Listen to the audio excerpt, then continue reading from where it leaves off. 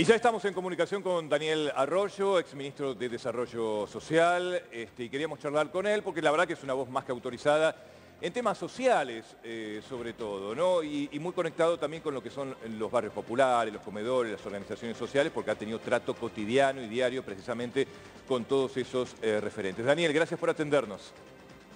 Buenos días y un gran gusto.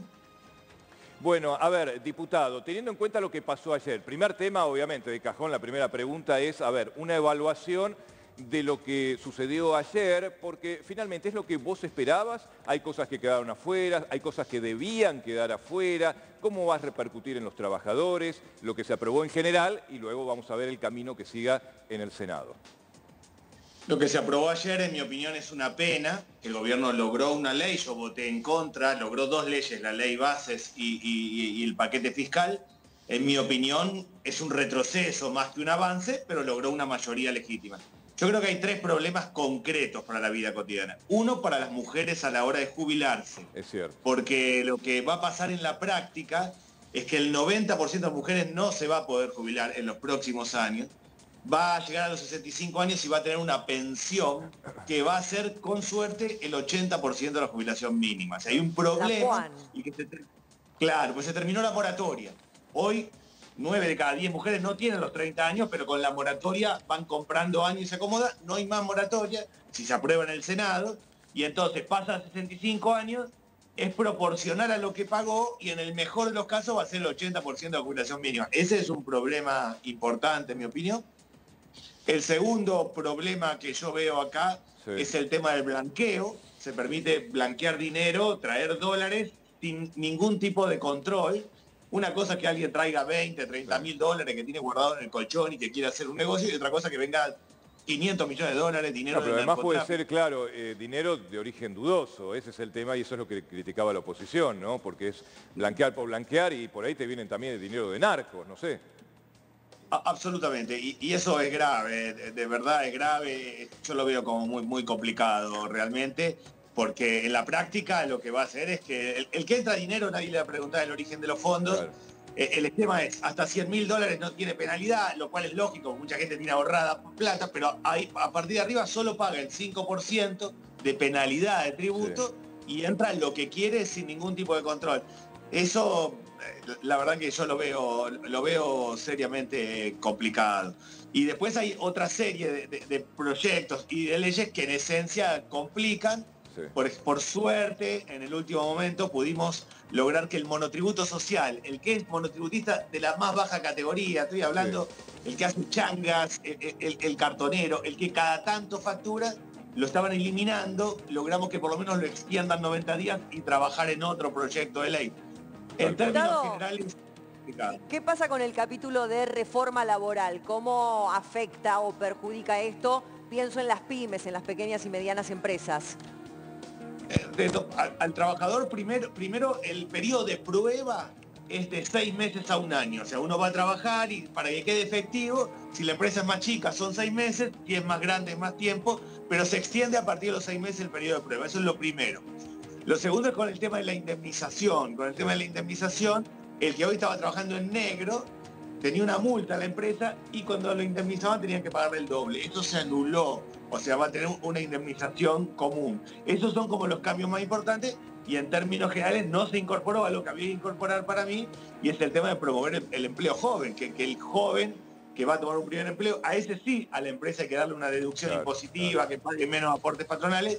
Eso lamentablemente no se incorporó. Muy bien, Javi. Borelli. Sí, Daniel, ¿qué tal? Acá Javier Borelli. Te quería consultar por los cambios que se dieron en términos impositivos, porque uno de los datos, vos hablaste en contra de ello, tenía que ver con la reimposición del impuesto a las ganancias, pero al mismo tiempo también algunos beneficios en bienes personales. Pareciera que se les cobra más a los que menos tienen y se da algunas facilidades a los que más.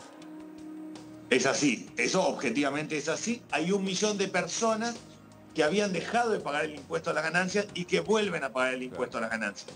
El soltero va a ser más o menos a partir de 1.500.000 de bolsillo, de bolsillo. Pero no solo hay 1 millón de personas que van a pagar impuestos a las ganancias, sino que vuelve a computarse el aguinaldo, las horas extras. Entonces una persona trabaja el sábado, hace horas extras y gana menos que si no hubiera trabajado porque sube y paga ganancias. En cambio, bienes Un médico, personales, creo que lo pagaba solamente la alícuota más alta, 125.000 personas, una cosa así, digamos. O sea, la gente de mayor poder adquisitivo. Lo bajaron, o sea, Claro. son 140.000 personas que pagaban bienes personales, Claro. le bajaron la alícuota, o sea, paga menos, y hay 1 millón de personas que claramente son trabajadores que van a pagar más, pero van a pagar más con este problema. El médico hace una guardia más y gana menos que si no lo hubiera hecho. O sea, no solo fueron atrás con el tema de ganancias, sino que algo que se había nosotros hace mucho tiempo en Argentina, que era no computar las horas extras, vuelve a computarse. La verdad que es un esquema que objetivamente favorece a un grupo muy pequeñito y le complica la vida, por lo menos a un grupo de Daniel, personas. para ir cerrando, quiero preguntarte algo que tiene que ver también no tanto con el proyecto en sí, sino más bien con lo político dentro de la Cámara. ¿Se partió el kirchnerismo? Digo, ayer hubo creo que por lo menos 6 diputados que votaron a favor de Milei. Sí, son diputados que tienen que ver con las provincias están necesitadas de recursos y claramente han votado lo que tiene que ver con el régimen de grandes inversiones, se llama el RIGI. En eso votaron a favor claramente. Yo entiendo que hay situaciones distintas, que las provincias están como muy ahorcadas de recursos y hay diputados que tienen que ver con la realidad de cada provincia y necesitan crear acuerdos con el gobierno. Creo que algo de eso va a pasar en el Senado también probablemente. Ahora la ley va al Senado. Es una ley que cambia mucho y en la vida cotidiana, para los que se van a jubilar, para los que trabajan, para los que son monotributistas, para los que habían dejado de pagar ganancias y vuelven a pagar ganancias, es un retroceso objetivamente. Diputado, me gustaría su parecer a propósito de las privatizaciones que se van a realizar en el caso de que en el Senado se obtenga la otra sanción, ¿no?, de esta ley. Y quedaron varias.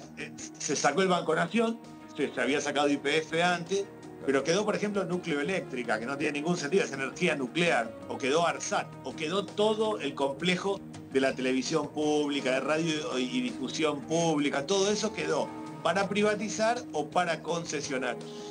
Yo creo que hay que hacer cambios y hay que reordenar el Estado y que hay muchos gastos en muchos lugares que no deberían estar, eso lo tengo claro y que hay que reordenarlo, porque todo lo que gasta el Estado sale de los contribuyentes. Totalmente. Ahora, así sacar áreas y empresas que tienen superávit, que están funcionando bien, no tiene lógica. La ley le deja la potestad al gobierno que decida si va a privatizar o va a concesionar.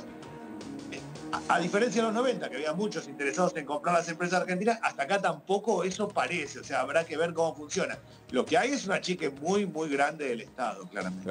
Claro. Y esto me parece que va a traer como consecuencia, me parece, Daniel, más despidos en el Estado, ¿no? Porque me parece que la idea de privatizar es ir achicando también primero esas empresas para ponerlas en valor. Sí, yo creo que va a haber más despidos en el Estado, claramente, ya pasó con Telam en el caso de radiodifusión y con varios más, y también en el sector privado, porque lo que hay es un parate fuerte de la actividad económica, y esto lo que hace es parar más, es achicar más la actividad económica, con lo cual en recesión las empresas se van achicando. Hoy venden el stock, pero el día de mañana van a dejar gente afuera.